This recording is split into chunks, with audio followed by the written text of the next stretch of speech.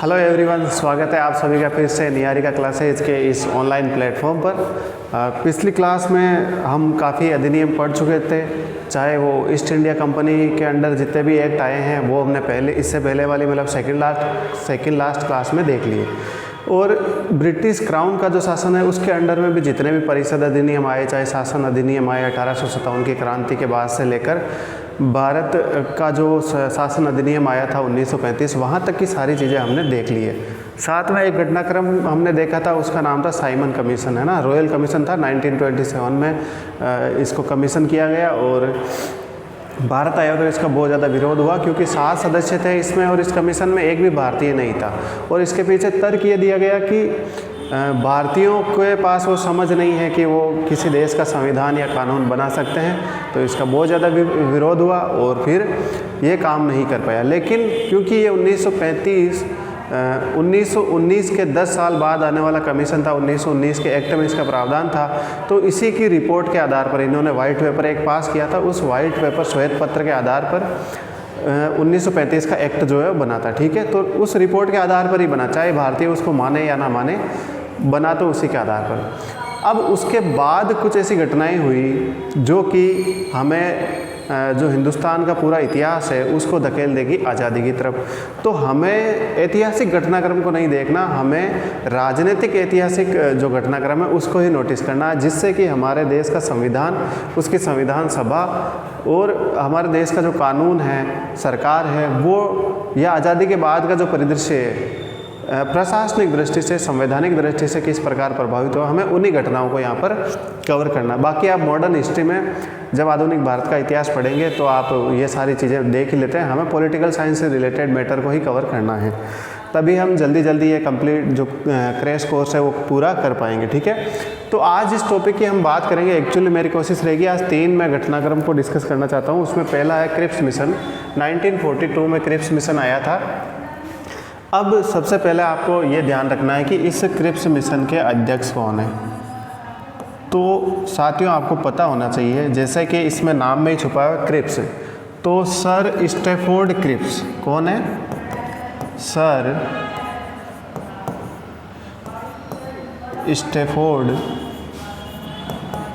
Cripps. अब ये इस मिशन के कौन है? अध्यक्ष हैं। विशेष बात इसमें यह है कि ये एक सदस्यीय मिशन है, मतलब इसमें एक ही सदस्य हैं और वो कौन है? Sir Stafford Cripps. इनकी भूमिका हमें आगे भी देखेगी, आगे कैबिनेट मिशन में दिखेगी, जहाँ कैबिनेट मिशन का ही आउटकम हमारी संविधान सभा है। तो विशेष बात यह कि एक सदस्यीय मिशन था, सर स्टैफोर्ड क्रिप्स इसके अध्यक्ष थे। अब ये क्यों आया?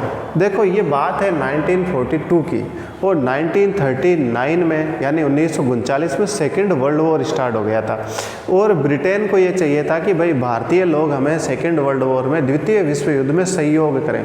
तो इसका जो मेन मोटिव तो यही था कि ब्रिटेन की सरकार चाहती थी कि इंडियंस जो हैं, भारतीय हैं, वो सेकेंड वर्ल्ड वॉर में इंग्लैंड का सहयोग करें, या आप इसे ब्रिटेन भी कह सकते हैं, सेकेंड वर्ल्ड वॉर में सहयोग के लिए, ठीक है। तो मूल उद्देश्य इनका ये था, ठीक है। अगर ये एक प्रैक्टिकल बात है कि सेकेंड वर्ल्ड, हालांकि फैक्चुअल बात हुई है, एग्जाम में भी पूछा जा सकता है, लेकिन ध्यान आपको ये रखना है कि इसका मेन मकसद यही था कि हम सेकेंड वर्ल्ड वॉर के सहयोग चाहते हैं और उसके बाद हम आपको आज़ादी भी देंगे, डोमिनियन स्टेटस देंगे, यानी अधिराज्य का दर्जा देंगे भारत को। बहुत सारी बातें हुई, हम उत्तरदायी शासन स्थापित कर देंगे, आप स्वायत्त रहेंगे पूरी तरीके से, ठीक है। तो मूल उद्देश्य ये था। अब क्रिप्स मिशन में क्या क्या बातें हुई? Cripps mission sir Stafford Cripps की अध्यक्षता में आया सेकेंड वर्ल्ड वॉर के सहयोग हेतु 1942 में। इसमें एक बात कही गई कि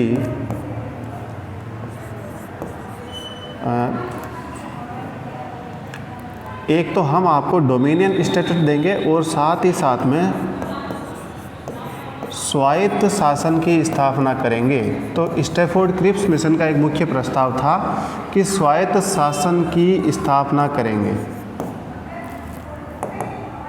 क्या करेंगे? स्वायत्त शासन की स्थापना करेंगे, लेकिन इसमें एक शर्त ये डाल दी कि हम आपको डोमिनियन स्टेटस का दर्जा देंगे। डोमिनियन स्टेटस का मतलब होता है अधिराज्य का दर्जा, यानी एक ऐसा राज्य जो दूसरे राज्य के सुपरविजन में नहीं कह सकते कि मतलब दूसरे राज्य का उस पर प्रभाव रहेगा, ठीक है। हेड ऑफ द स्टेट जो है वो जनता नहीं चुनेगी, ठीक है, वो कोई और दूसरा राज्य जिसके आप उपनिवेश रहे हैं उसके अधीन आपको नियुक्त किया जाएगा। ऐसा समझ लीजिए कि राष्ट्रपति जो है वो ना होकर के गवर्नर जनरल ब्रिटेन की सरकार चुनेगी। तो ये कितनी बड़ी बात है कि हम अपने राष्ट्र के हेड को, मुखिया को हम ही नहीं चुन पा रहे। तो ये सबसे बड़ा कॉन्फ्लिक्ट यहाँ पर है। ये आगे चल के इसको अस्वीकार भी कर देगी कांग्रेस या उस समय जितने भी स्वतंत्रता सेनानी थे। स्वायत्त शासन की स्थापना हुई और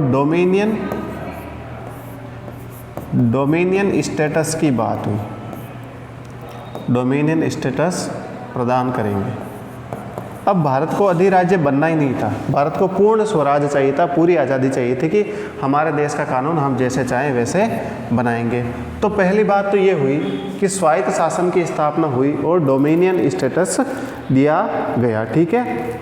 दूसरी इन्होंने बात की कि अब हालांकि गवर्नर जनरल की नियुक्ति हम करेंगे, ठीक है, आप हमारे अधिराज्य रहोगे, उपनिवेश रहोगे एक तरीके से, लेकिन हम आपके लिए ये प्रावधान करेंगे कि एक संविधान निर्माण करने वाली संस्था जरूर आप बना सकते हो और आप अपने देश का संविधान बना सकते हो। तो संविधान निर्मात्री संस्था या संविधान निर्मात्री एक संस्था का निर्माण करेंगे जो आगे चलकर हमें कैबिनेट मिशन के बाद में संविधान सभा के रूप में दिखेगी। तो यहाँ पर ये बात हुई कि हम दो चीज़ें आपके लिए कर सकते हैं। एक, आपको स्वायत्त शासन की स्थापना कर देंगे, आप पूरी तरीके से ऑटोनोमस होंगे, आप अपना देश का कानून खुद बनाएंगे और उसका शासन भी खुद चलाएंगे, लेकिन आप रहेंगे तो हमारे अधीन ही, ठीक है। आप डोमिनियन स्टेटस प्रदान कर लेंगे, आपका हेड ऑफ द स्टेट आप नहीं चुन पाएंगे, ये बहुत बड़ी बात है पॉलिटिकली। उसके बाद ये कहा गया कि संविधान निर्मात्री संस्था हम आपको बना के देंगे, उसमें आप ही के लोग होंगे, सभी भारतीय होंगे और वो जो है भारत का संविधान बनाएंगे। तो ये स्टैफोर्ड जो क्रिप्स मिशन है उसके ये प्रस्ताव थे। हालांकि इन प्रस्ताव को खारिज कर दिया गया, किसी भी प्रस्ताव को स्वीकार नहीं किया गया और ये मिशन पूरी तरीके से असफल रहा। तो आप परिणाम के तौर पर यहाँ पर लिख लो, ये जो है असफल रहा। अब अंग्रेज यहाँ तक नहीं रुकने वाले थे। जब एक मिशन फेल होता है तो वो दूसरा मिशन भेज देते हैं और जब मिशन फेल होता है तो वो कमीशन भेज देते हैं। तो अंग्रेज़ों की यही रणनीति रही है। जैसे ही क्रिप्स मिशन फेल हुआ, उन्होंने एक दूसरा मिशन बनाया, ठीक है, और इस मिशन का नाम है साथियों कैबिनेट मिशन। क्या नाम है? कैबिनेट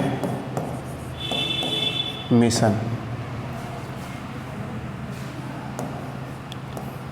अब देखो इसके नाम में कुछ बातें छुपी हुई। ये आया था 1946 में। कब आया था? 1946 में। 1946 में कैबिनेट मिशन आया। अब इसको कैबिनेट मिशन क्यों बोलते हैं? पहली बात तो कैबिनेट सबसे आपको ये अंदाज़ा हो जाना चाहिए, या मैं बता देता हूँ कैबिनेट का यहाँ पर मतलब क्या है। ब्रिटेन की जो कैबिनेट है, ब्रिटिश पार्लियामेंट की जो कैबिनेट है, जो ब्रिटेन की पार्लियामेंट का मंत्रिमंडल है, उसके 3 सदस्य इसमें होते हैं, इसीलिए इसको कैबिनेट मिशन कहते हैं। क्या कहते हैं? कैबिनेट मिशन कहते हैं, क्योंकि यूके की पार्लियामेंट में जिस दल का बहुमत है, जिस दल का प्रधानमंत्री है, उसका जो मंत्रिमंडल है उसके 3 सदस्य, कैबिनेट के 3 मिनिस्टर से मिलकर ये बनता है। अब सदस्य कौन कौन से हैं? सबसे पहले आपको ध्यान रखना है लॉर्ड पैथिक लॉरेंस। कौन है? लॉर्ड, पहले सदस्य का नाम है लॉर्ड पैथिक लॉरेंस।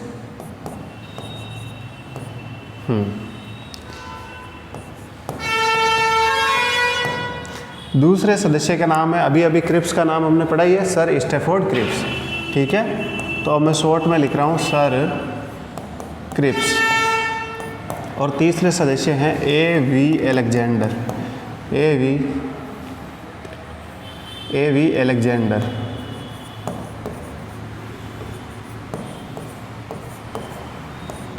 ठीक है। ये 3 सदस्य इसमें हैं, ये अध्यक्ष हैं। लॉर्ड पैथिक लॉरेंस इसमें अध्यक्ष हैं और बाकी 2 अन्य सदस्य हैं, सर क्रिप्स और ए.वी. अलेक्जेंडर। अब यहाँ पर ये क्या क्या प्रावधान कर रहे हैं। देखो ये कुछ बातें वैसे ही करेंगे जैसे क्रिप्स मिशन में, लेकिन पूरी तरीके से नहीं। अब ये क्या कहते हैं, ये कहते हैं कि हम जो है एक भारत संघ का निर्माण करेंगे। किसका निर्माण करेंगे? भारत संघ का निर्माण करेंगे, ठीक है, निर्माण करेंगे। दूसरी चीज़ कि अभी भी आप रहोगे तो अधिराज्य इस भारत संघ में, भारत संघ के मतलब भारत के संदर्भ में तो भारत संघ हो गया, लेकिन यहाँ पर दो अधिराज्य हैं, एक पाक और एक भारत। ये दोनों ही जो हैं वो क्या होंगे? अधिराज्य होंगे, डोमिनियन स्टेट्स होंगे। फिर वही बात क्रिप्स मिशन वाली बात यहाँ पर रिपीट हो रही है, तो इसमें आगे जाके कॉन्फ्लिक्ट तो होना ही होना है। फिर इन्होंने एक चीज़ ये भी कही कि भाई आगे चलकर हम जो है जैसे आप अपना संविधान पूरा बना लोगे उसके बाद ये अधिराज्य का जो प्रावधान है वो ख़त्म हो जाएगा। आप चाहो तो कॉमनवेल्थ के जो सदस्य रहो, राष्ट्रमंडल के, चाहो तो मत रहो। दूसरा यहाँ पर ये किया गया कि जो गवर्नर जनरल है, गवर्नर जनरल की जो नियुक्ति है वो करेंगे ब्रिटिश क्राउन। कौन करेगा? अब ये भी बड़ी बात है, फिर वही क्रिप्स मिशन वाली बातें हो रही है। अच्छी बात यह है कि ये थोपे नहीं गए, ठीक है। फिर क्या हुआ कि जो एक secretary of state for India होता था ना, भारत सचिव जिसे हम कहते थे, भारत सचिव का जो पद है, पद समाप्त कर दिया गया। अब इसकी जगह क्या पद का सृजन किया गया? राष्ट्रमंडल सचिव। भारत सचिव का पद समाप्त किया गया और राष्ट्रमंडल सचिव की नियुक्ति हुई। सचिव की क्या हुई? नियुक्ति। राष्ट्रमंडल सचिव की नियुक्ति हुई। तो ये जो मुख्य मुख्य प्रावधान हैं वो इस प्रकार है आपके सामने। देखो, लॉर्ड पैथिर क्लोरेंस, सर स्टेफोर्ड क्रिप्स है ही है इसमें, और एवी अलेक्जेंडर भारत संघ का निर्माण करेंगे जिसमें दो अधिराज्य स्टेटस होंगे। डोमिनियन स्टेट वो है भारत और पाकिस्तान, और गवर्नर जनरल की जो नियुक्ति है वो ब्रिटिश क्राउन करेगा। भारत सचिव पद समाप्त कर दिया गया। एक मिनट साथियों, ये प्रावधान इसमें नहीं है, सॉरी।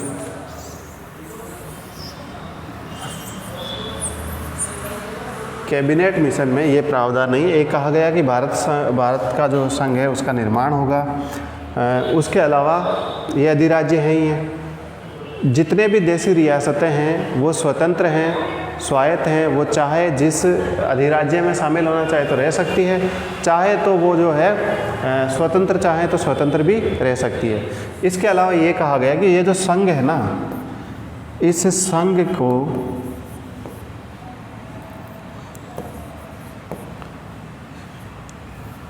एक सेकेंड, संचार, रक्षा, संचार, रक्षा व विदेश विभाग संघ के अधीन होंगे। तो एक संघ बनाएंगे और उसके अधीन 3 ही ये विभाग होंगे, संघ के अधीन होंगे।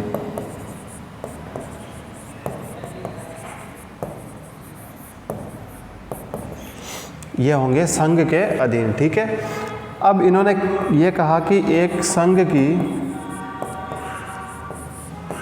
कार्यपालिका और व्यवस्थापिका होगी। क्या होगी? कार्यपालिका होगी और व्यवस्थापिका होगी।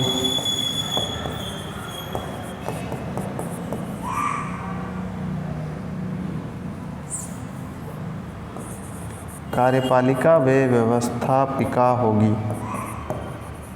तो ये कुछ कैबिनेट मिशन के प्रस्ताव थे। इसमें एक और प्रस्ताव यह था कि एक संविधान सभा होगी जो कि निर्वाचित होगी। पूर्णतः तो नहीं होगी, कुछ लोग निर्वाचित होंगे, कुछ मनोनीत होंगे, और उस संविधान सभा का जब चुनाव हो जाएगा तो वो सब मिलकर के अपने अपने जो स्वतंत्र संविधान सभाएं हैं अधिराज्यों के संविधान बनाएगी। तो अब हमें यहाँ से भारत की संविधान सभा पर ही फोकस करना है। एक चीज़ आपको ध्यान रखनी है, जो वर्तमान में जो संविधान सभा हिंदुस्तान की थी जिसने भारत का संविधान बनाया, वो जो है इसी का परिणाम है कैबिनेट मिशन का, ठीक है। और इसी कैबिनेट मिशन की सफलता के बाद में जुलाई अगस्त 1946 में चुनाव होते हैं, चुनाव के रिजल्ट आते हैं, कांग्रेस को भयंकर बहुमत मिलता है, मुस्लिम लीग को लगभग 389 में से 73 सीट मिलती है, ठीक है। तो मुस्लिम लीग फिर उससे अलग हो जाता है क्योंकि उसका प्रभुत्व कम है वहाँ पर संविधान सभा में। फिर पाकिस्तान की स्थापना हो जाती है 14-15 अगस्त की मध्य रात्रि को, और सीधी कार्रवाई दिवस मनाते हैं जिन्ना। वो अलग एक पैरेलल वर्ल्ड चलता रहेगा और वो पाकिस्तान की हिस्ट्री में चला गया। हम पढ़ेंगे हिंदुस्तान का संविधान और उसकी संविधान सभा किस तरीके से फॉर्म हुई, कौन कितने चुनाव हुए, कितने लोग आए, ठीक है, वो सब चीज़ें हम ध्यान में रखेंगे। अब 2 घटनाएं हमने देख ली, कैबिनेट मिशन 1946 में आया था और इससे पहले हमने देख लिया था क्रिप्स मिशन, ठीक है। क्रिप्स मिशन 1942 में सेकेंड वर्ल्ड वॉर के सहयोग हेतु, सेकेंड वर्ल्ड वॉर में सहयोग हेतु अध्यक्ष सर स्टैफोर्ड क्रिप्स हैं। स्वायत्त शासन की स्थापना, डोमिनियन स्टेटस हम आपको दे देंगे। संविधान निर्माता एक संस्था भी बना देंगे, परिणाम स्वरूप ये विफल रहा क्योंकि भारतीय इससे खुश नहीं थे। सेम कुछ बातें जो है कैबिनेट मिशन 1946 में दोहराई गई। Lord Pethick Lawrence, Sir Stafford Cripps, A V Alexander जो इसके सदस्य थे, ये तीनों ही ब्रिटिश कैबिनेट के मंत्री थे, ठीक है। भारत संघ का निर्माण करेंगे इन्होंने कहा, और संघ की कार्यपालिका होगी और विधायिका व्यवस्थापिका होगी। विदेश, रक्षा और संचार जो है हम आपको देते हैं, ठीक है। ये 3 जो इनको दिए गए। अब इसके बाद में एक और महत्वपूर्ण घटना घटित होती है, ठीक है। सभी जानते हैं कि भारत विभाजन में लॉर्ड माउंटबेटन का सबसे बड़ा योगदान है, ठीक है। लॉर्ड माउंटबेटन का सबसे बड़ा योगदान है। तो हम पढ़ेंगे माउंटबेटन योजना। क्या पढ़ेंगे? माउंटबेटन योजना। अब इस योजना के कुछ अन्य नाम भी हैं। इसको आप डिक्की बर्ड प्लान भी बोल सकते हैं। क्या बोल सकते हैं? Dickie Bird plan. इसको आप ईस्मा प्लान भी बोल सकते हैं। तो ये इसके कुछ अन्य नाम हैं, ईस्मा प्लान, और इसको आप बाल्कन प्लान भी बोल सकते हैं।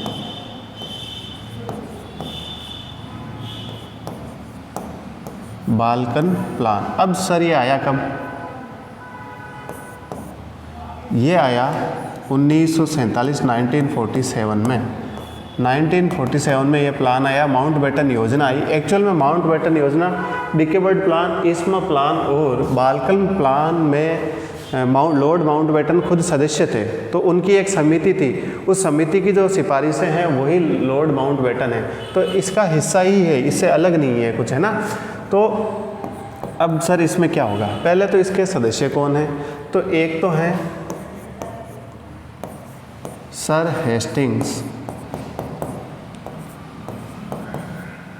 हेस्टिंग्स ईस्मा,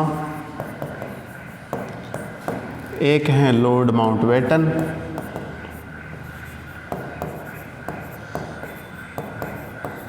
ये हैं एक तो, ठीक है। एक है सर हेस्टिंग्स ईस्मा, एक है लॉर्ड माउंटबेटन, एक सर एबेल करके कुछ है, जॉर्ज एबेल, ठीक है, सर जॉर्ज एबेल। तो ये इसके 3 सदस्य हैं। अब देखो माउंटबेटन जो है क्या कहते हैं, इसकी कुछ बातें आपको विशेष तौर से ध्यान रखनी चाहिए।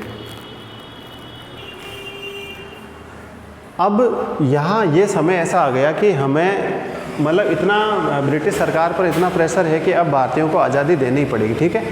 अब इस प्रेशर को हैंडल कैसे किया जाए? तो अब ये क्या करेंगे कि ऐसे ही प्रावधान करेंगे जिससे कि ये कोशिश की जाए कि जो फूट है समाज के बीच में, राज्यों के बीच में, रियासतों के बीच में, प्रांतों के बीच में, कल्चरल डिफरेंस है, रिलीजियस डिफरेंस है भारत में, इन सबको कैसे बढ़ावा दिया जाए। तो माउंटबेटन ने यही कोशिश की है, ठीक है। अब देखो ये कोशिशें आपको इनके प्रावधानों में दिखेगी। सबसे पहले ये कहते हैं कि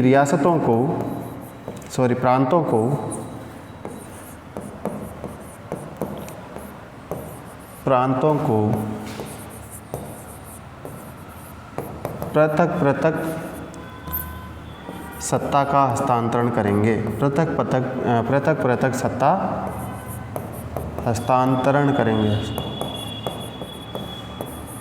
ये क्यों किया जा रहा है कि हम किसी प्रांत को पहले स्वतंत्र कर देंगे, किसी रियासत को पहले स्वतंत्र कर देंगे, किसी को बाद में करेंगे, ठीक है। और जितने भी ये प्रांत व देशी रियासतें हैं ये स्वायत्त हैं। देशी रियासतें क्या हैं? स्वायत्त हैं। स्वायत्त का मतलब यहाँ ये हो गया कि वो चाहें तो हिंदुस्तान में मिल लें, वो चाहे तो पाकिस्तान में, वो चाहे तो स्वतंत्र रह जाएं। देशी रियासतें स्वायत्त होंगी, ठीक है। अब इन्होंने बंगाल और पंजाब जो प्रांत है उसमें एक अजीबोगरीब प्रावधान कर दिया कि बंगाल और पंजाब के जो लोग हैं, कहाँ के लोग? बंगाल व पंजाब जो प्रांत है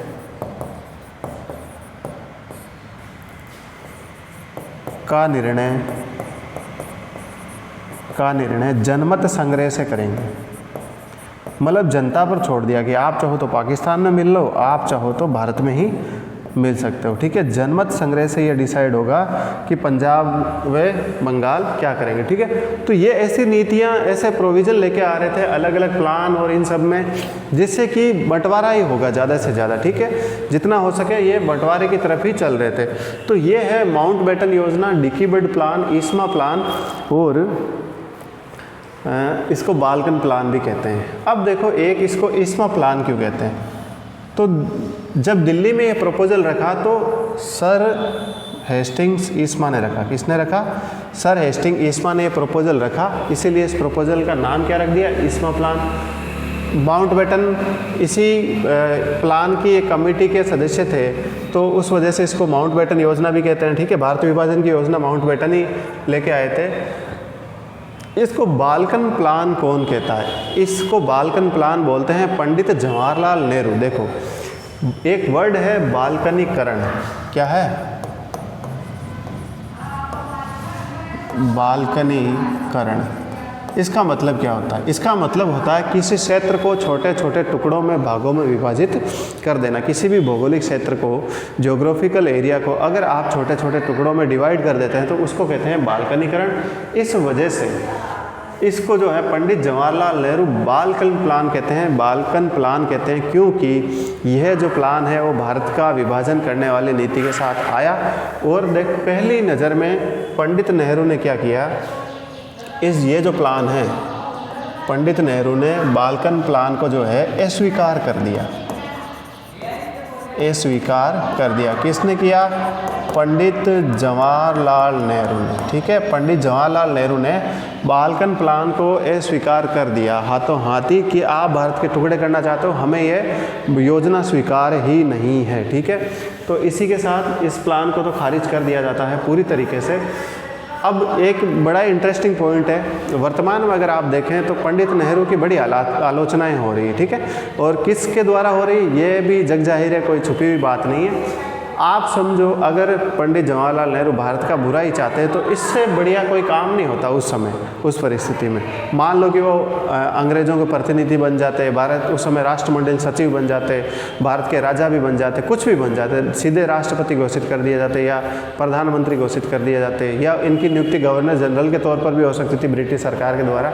इन सब के बावजूद वो इस प्लान को खारिज करते हैं। वो ये कहीं नहीं चाहते हैं कि भारत की अखंडता, प्रभुता और एकता पर किसी भी प्रकार का जो है अटैक हो, किसी भी प्रकार का आक्रमण हो। तो ये तुरंत इसे स्वीकार करते हैं। उन्होंने साफ कहा कि हम भारतीय, हमारी आज़ादी, हमारा क्षेत्र, हमारे लोग, हम बना लेंगे हमारा संविधान, हमें आपके किसी भी प्लान की ज़रूरत नहीं, आप तो यहाँ से जल्दी रवानगी कीजिए। तो जब अंग्रेज़ों को ये समझ में आ गया कि अब जो ये स्वतंत्रता संग्राम चल रहा है, ये लगातार आंदोलन चल रहे हैं, इस स्थिति में किसी भी सिचुएशन में भारतीय नहीं चाहेंगे कि अंग्रेज़ जो है यहाँ पर और ज़्यादा समय तक रुकें, ठीक है। तो समय आ गया है आज़ादी का। तो हम आज अधिनियमों के दौर का आखिरी अधिनियम पढ़ रहे हैं, भारत स्वतंत्रता अधिनियम 1947, ठीक है। कौन सा पढ़ रहे हैं? एक बार आप इसको वापस देख लीजिए फटाफट, जो माउंटबेटन प्लान है इसमें क्या क्या प्रावधान हैं। तो पहली चीज़ ये है कि इसको Dickie Bird plan, Ismay plan, Balkan plan 1947 में आया था और 3 इसके नाम अलग हो गए। इसके सदस्य आप याद रखना, सर ईस्मा, माउंटबेटन और सर जॉर्ज एबेल ही हैं। प्रांतों को पृथक सत्ता हस्तांतरण कर देंगे। देशी रियासतें स्वायत्त होंगी, चाहे तो भारत में, चाहे तो पाकिस्तान में, या चाहे तो स्वतंत्र। बंगाल व पंजाब का निर्णय जो है जनमत संग्रह से किया जाएगा। तो ये मुख्य बातें इसमें की गई थी, ठीक है। और इसी का परिणाम होगा कि अब भारत स्वतंत्रता अधिनियम 1947 आपके सामने ये लेकर आएंगे। ठीक है, चलो, तो इसका जो परिणाम है मैं आगे लिख देता हूँ। माउंटबेटन योजना का जो परिणाम है, उस परिणाम को ही कहते हैं साथियों भारत स्वतंत्रता अधिनियम। स्वतंत्रता अधिनियम। क्या माउंटबेटन योजना सफल रही? अगर आपसे पूछे क्या माउंटबेटन योजना सफल रही क्या, तो साथियों बिल्कुल हाँ। इसका मुख्य उद्देश्य था भारत का विभाजन, और भारत का विभाजन हुआ भारत और पाकिस्तान में, और उस समय दो पाकिस्तान थे, पूर्वी पाकिस्तान और पश्चिमी पाकिस्तान, और पूर्वी पाकिस्तान जो है बाद में बांग्लादेश बन गया 1971 में। पर ऐसा कोई क्वेश्चन आपसे पूछा नहीं जाएगा कि माउंटबेटन योजना सफल रही कि नहीं रही, पर ये जो अधिनियम जरूर है ये पूछा जाएगा, इसके प्रावधान आपसे पूछे जाएंगे कि भाई ये किस योजना की रिपोर्ट के आधार पर ये अधिनियम आया। तो आपको याद रखना माउंटबेटन योजना के आधार पर ही भारत स्वतंत्रता अधिनियम प्रस्ताव पारित हुआ था। ठीक है, भारत स्वतंत्रता अधिनियम प्रस्ताव पारित हुआ था। इसको आप यूं भी लिख सकते हैं,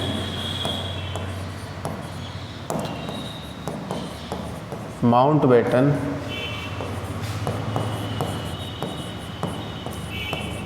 योजना का ये क्या है, वैधानिक रूप है, कानूनी रूप है। तो आप इसको ये भी बोल सकते हैं कि माउंटबेटन योजना का ये क्या है, वैधानिक रूप है, यानी कानूनी रूप है। माउंटबेटन योजना को जो है कानूनी रूप दिया गया। ठीक है, अब क्योंकि 1947 में स्वतंत्रता भारत को स्वतंत्र करना है, तो इसकी तारीख जो है इन्होंने इसमें मेंशन कर दी। 15 अगस्त 1947 को 2 अधिराज्य होंगे। 15 अगस्त 1947 को 2 अधिराज्य होंगे, और वो स्वतंत्र अधिराज्य कौन से होंगे? एक तो भारत, और दूसरा क्या होगा? पाकिस्तान। 2 अधिराज्यों का निर्माण होगा। कब होगा? 15 अगस्त 1947 को भारत व पाकिस्तान नामक 2 अधिराज्य होंगे। अभी भी अधिराज्य की ही बातें चल रही है। अब चूंकि कैबिनेट मिशन प्लान के आधार पर संविधान सभा का चुनाव हो चुका था जुलाई अगस्त 1946 में, तो संविधान सभा तो पैरेलल बन गई है। हम उसकी थोड़ी आगे की बातें कर रहे हैं। यहाँ ये प्रावधान ये है कि शासन का उत्तरदायित्व, शासन का उत्तरदायित्व किसे सौंपा जाए। तो इस अधिनियम में यह प्रावधान किया गया कि शासन का उत्तरदायित्व हम संविधान सभा को सौंप रहे हैं। संविधान सभा को सौंप रहे हैं। संविधान सभा ही संविधान बनाएगी, और संविधान सभा ही एक तरीके का विधायिका है, कानून भी यही बनाएगी, देश भी यही चलाएगी। और संविधान सभा जो है, संविधान भी खुद, असेंबली भी यही है और संविधान सभा भी यही है। ठीक है, तो ये प्रावधान जो है शासन का उत्तरदायित्व जो है संविधान सभा को सौंप देंगे। इसके अलावा इन्होंने कहा कि जो गवर्नर जनरल है, जो मैंने पहले लिखा दिए थे 2 प्रावधान गलती से, गवर्नर जनरल की जो नियुक्ति है, गवर्नर जनरल की नियुक्ति कौन करेगा? ब्रिटिश ताज या इंग्लैंड का राजा, ब्रिटिश क्राउन। ठीक है, ब्रिटिश ताज। तो ब्रिटेन का जो भी राजा या रानी होगी वो जो है गवर्नर जनरल की नियुक्ति करेगा। इसके साथ इन्होंने एक और प्रावधान किया कि जो भारत सचिव है, भारत सचिव है, इसके पद को समाप्त करके इन्होंने आगे क्या किया? राष्ट्रमंडल सचिव की नियुक्ति की। राष्ट्रमंडल सचिव की नियुक्ति की, क्योंकि भारत राष्ट्रमंडल का सदस्य रहेगा। राष्ट्रमंडल सचिव की नियुक्ति की।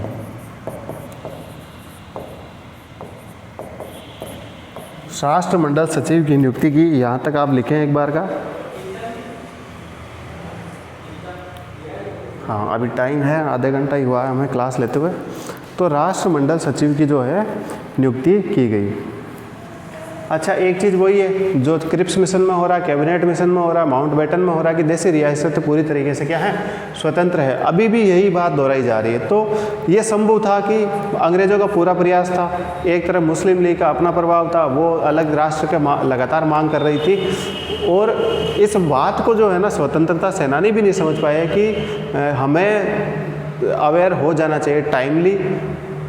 जब से वो मंगल पांडे का जो कांड हुआ था जिसमें कि गाय का मांस पिलाया गया, समाज को बांटने की जो कोशिशें हुई, ये पहले से समझ जाना चाहिए कि जब अंग्रेज़ जाएंगे तो हिंदुस्तान की छाती पे बुरा भोंक के जाएंगे, छुरा भोंक के जाएंगे। तो इस बात का हमें पहले से अनुभव नहीं हुआ, या ये भी कह सकते हैं कि उस समय आज़ादी ज़्यादा मैटर कर रही थी, तो उस पर ज़्यादा फोकस था कि एक बार हम आज़ाद हो जाएं, बाकी समस्याओं को हम बाद में जो है मतलब हल कर लेंगे, ठीक है। पर किसी ने नहीं सोचा कि यह सांप्रदायिक समस्या इतनी बड़ी हो जाएगी और भारत और पाकिस्तान नाम के दो राष्ट्र बन जाएंगे।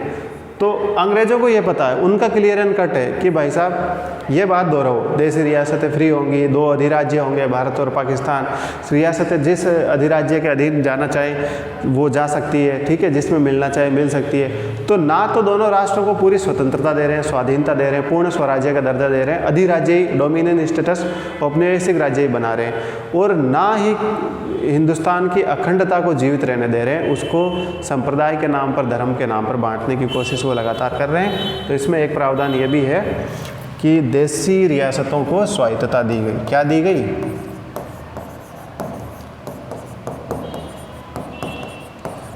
देशी रियासतों को स्वायत्तता। ये इस 1947 के स्वतंत्रता अधिनियम पे कुछ प्रावधान है। माउंटबेटन योजना का यह वैधानिक रूप है। और इसके अलावा आप देख लो 15 अगस्त 1947 को दो अधिराज्य बन गए, 15 भारत और पाकिस्तान, ठीक है। शासन का उत्तरदायित्व वो संविधान सभा को सौंप दिया गया, वही असेंबली है और वही संविधान निर्मात्री सभा है। गवर्नर जनरल की नियुक्ति जो है ब्रिटिश ताज के द्वारा होगी, भारत सचिव ना होकर के अब होगा राष्ट्रमंडल सचिव, जिसकी नियुक्ति की जाएगी, ठीक है। और देशी रियासतों को स्वायत्तता दी गई। अब जो है यहाँ तक जितने भी महत्वपूर्ण घटनाएं हैं वो हमने पढ़ ली, भारत शासन अधिनियम 1947 का पढ़ लिया। लेकिन ये कह रहे हैं कि जब तक संविधान बन नहीं जाता तब तक जो है भारत का शासन कैसे चलेगा। तो ये कहते हैं शासन जो है, संविधान जब तक लागू नहीं होता उससे पहले जो शासन है, शासन 1935 के अधिनियम द्वारा चलेगा। 1935 का जो अधिनियम है, अधिनियम के अनुसार शासन कैसे चलेगा? 1935 के अधिनियम के अनुसार। और 1935 का अधिनियम हमने पढ़ा ही था पिछली क्लास में। तो अब भारत को पूरी तरीके से 1935 के अधिनियम के ऊपर छोड़ दिया गया कि इसके अकॉर्डिंग आप शासन चलाओ, अपना संविधान बना लो। और ये एक रात में डिसाइड हुआ कि 15 अगस्त से पहले जो भारत में रहना चाहता है वो भारतीय, और जो पाकिस्तान में रहना चाहता है वो पाकिस्तानी, ठीक है। एक सिस्टमेटिक तरीके से दोनों देशों को अलग नहीं किया गया। दोनों देश ऐसे नहीं है कि आपने एक लाइन खींच दी, उधर वाले उधर के, इधर वाले इधर के। चॉइस है सब लोगों के पास कि कौन पाकिस्तान में रहना चाहता है और कौन भारत में। तो जब आप ऐसी चॉइस देते हैं, लगभग 30-40 करोड़ की जनसंख्या तो हुई होगी उस समय हमारी, उस स्थिति में आप लोगों को ऐसे ही छोड़ देते हैं। बल्कि एक सिस्टमेटिक वे होता है कि भाई इस हम सिंध प्रांत के लोगों को बोलेंगे कि आप जाना चाहते हो तो ये आपका टाइम पीरियड है, आप इधर से इधर शिफ्ट होना चाहते हो तो आपका टाइम पीरियड ये है, ठीक है। पंजाब, सिंध, बंगाल, ठीक है, असम, बहुत सारे ऐसे राज्य हैं, चाहे वो राजस्थान क्यों ना हो। तो एक सिस्टमेटिक वे से होता है। इसको 1-2 महीने, अगर हमें आज़ादी 1-2 महीने मतलब बाद मिल जाती है तो शायद फ़र्क नहीं पड़ता। लेकिन कभी कभी क्या होता है कि आप किसी इंसान के अगर 400 साल गुलाम रह जाते हैं ना, तो आप उससे आज़ादी 4 सेकंड में चाहते हैं। तो ये 4 सेकंड का जो जल्दबाजी थी उसका परिणाम ये हुआ कि आज हमारे 2 विभाजन हो गए, ठीक है, भौगोलिक रूप से और आत्मा के रूप से भी हो गए, सभी को पता ही है, ठीक है। तो यहाँ पर हमारा 1947 का स्वतंत्रता अधिनियम समाप्त होता है। इसके बाद आता है संविधान सभा आती है। इसके बाद क्या आता है? संविधान सभा, जो कि कैबिनेट मिशन के अनुसार आएगी। कैबिनेट मिशन ने कहा कि हम चुनाव करवाएंगे, निर्वाचन करवाएंगे एकल संक्रमणीय मत प्रणाली द्वारा, आनुपातिक प्रतिनिधित्व द्वारा, ठीक है। कैबिनेट मिशन के अनुसार एक हमारी संविधान सभा होगी। क्या होगी? संविधान सभा होगी, ठीक है। एक संविधान सभा होगी जिसका होगा निर्वाचन। क्या होगा? संविधान सभा का चुनाव होगा, निर्वाचन होगा। और इस संविधान सभा में कुल सदस्य कितने होंगे? 389 सदस्य होंगे या सीट्स होगी, ये सीट की संख्या, ठीक है। अब इस 389 में से जो है 292 सीट तो होगी प्रांतों की, ब्रिटिश प्रांत जो हैं उनकी। 4 सीट होगी chief commissioner area. Chief commissioner area संयुक्त कुछ इसको कमिश्नर एरिया आपको पता है, दिल्ली, अजमेर, मेरवाड़ा, कुर्ग और बलूचिस्तान, ये 4 चीफ कमिश्नर एरिया थे। 4 लोग यहाँ से आएंगे, 292 लोग प्रांतों से आएंगे और 93 जो है वो देसी रियासतों से आएंगे। कहाँ से आएंगे? देसी रियासतों से। 93 सदस्य देसी रियासतों से आएंगे, ठीक है। ये टोटल सीट जो है उस समय डिसाइड की गई। प्रांतों में ये किया जाएगा कि 10 लाख की जनसंख्या पर एक व्यक्ति चुना जाएगा। 10 लाख की जनसंख्या पर एक व्यक्ति चुना जाएगा। सेम चीज़ यहाँ पर यही की गई, चारों चीफ कमिश्नर एरिया से 4 व्यक्ति चुने जाएंगे और देसी रियासतें का चुनाव भी इस तरीके से होगा, ठीक है। मनोनयन हुआ था एक्चुअल में, तो आधी निर्वाचित है और आधी मनोनयित है, ठीक है। दूसरा, इसमें जो है वर्ग का डिवाइडेशन किया गया। क्या किया गया? कुछ वर्ग बनाए गए। और ये वर्ग कौन कौन से हैं? ये एक्चुअल में सांप्रदायिक वर्ग है। जो 1909 का मिंटो ने काम किया वो अभी तक रुक नहीं रहा, ठीक है। इसमें वर्ग बनाए इन्होंने। एक सामान्य में हिंदू, जैन और बाकी सब आ गए, ठीक है। फिर दूसरा वर्ग होगा मुस्लिम, यानी फिर वही बात कि मुस्लिम को मुसलमान चुनेंगे, तो सिखों को सिख चुनेंगे।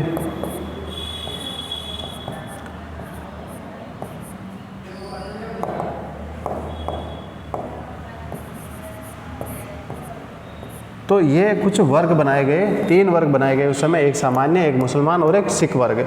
और इस आधार पर चुनाव होगा। सभी वर्गों के लोग अपने अपने वर्गों में ही चुनाव करेंगे, यानी मुसलमान प्रतिनिधि को मुसलमान मतदाता ही चुनेगा, ठीक है। तो ये प्रावधान इसमें किया गया। ये 3 समुदाय इसमें हो गए। अब जैसा कि मैंने आपको बताया कि चुनाव कैसे होगा, चुनाव प्रक्रिया क्या होगी।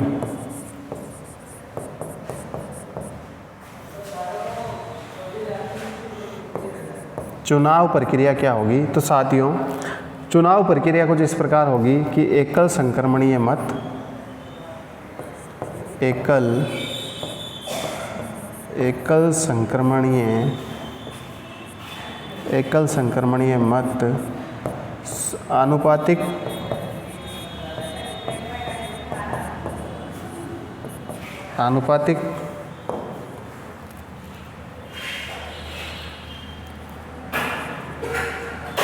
आनुपातिक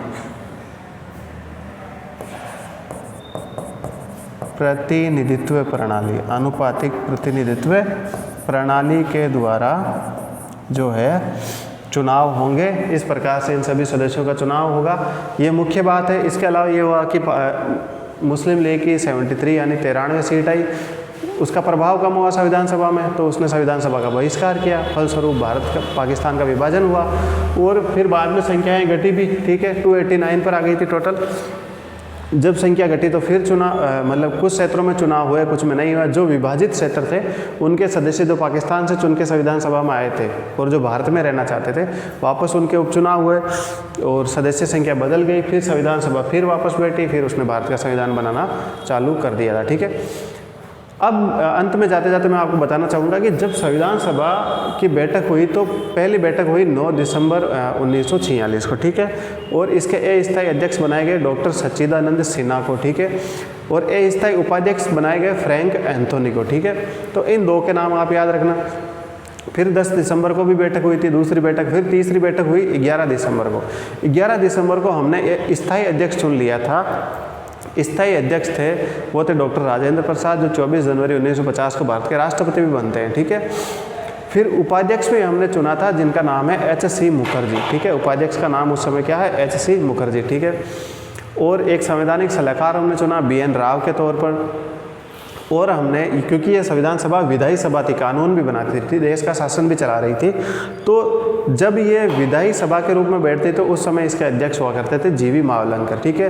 फिर 13 दिसंबर को पंडित जवाहरलाल नेहरू उद्देश्य प्रस्ताव रखते हैं।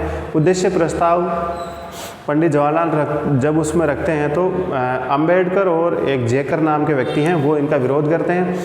फिर इसमें बहुत सारे संशोधन होते हैं और 22 जनवरी 1947 को उद्देश्य प्रस्ताव स्वीकार कर लिया जाता है और उसी के आधार पर हमारी उद्देशिका यानी प्रस्तावना प्रारंभ होती है।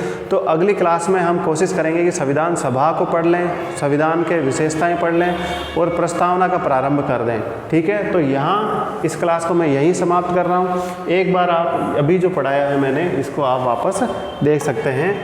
भारत स्वतंत्रता अधिनियम 1947 के बारे में ये संपूर्ण जानकारी आपके सामने है। वैधानिक रूप 15 अगस्त को आज़ादी मिली, शासन का उत्तरदायित्व संविधान सभा को, गवर्नर जनरल की नियुक्ति ब्रिटिश ताज करेगा, सचिव की जगह अब राष्ट्रमंडल सचिव होगा और देशी रियासतें स्वायत्त है। शासन 1935 के अधिनियम द्वारा चलेगा। कैबिनेट मिशन के अनुसार संविधान सभा में 389 सीटें होगी। उसका वर्ग यह है, 3 वर्ग है, सामान्य, मुस्लिम और सिख, और चुनाव प्रक्रिया एकल संक्रमणीय मत आनुपातिक प्रतिनिधित्व प्रणाली।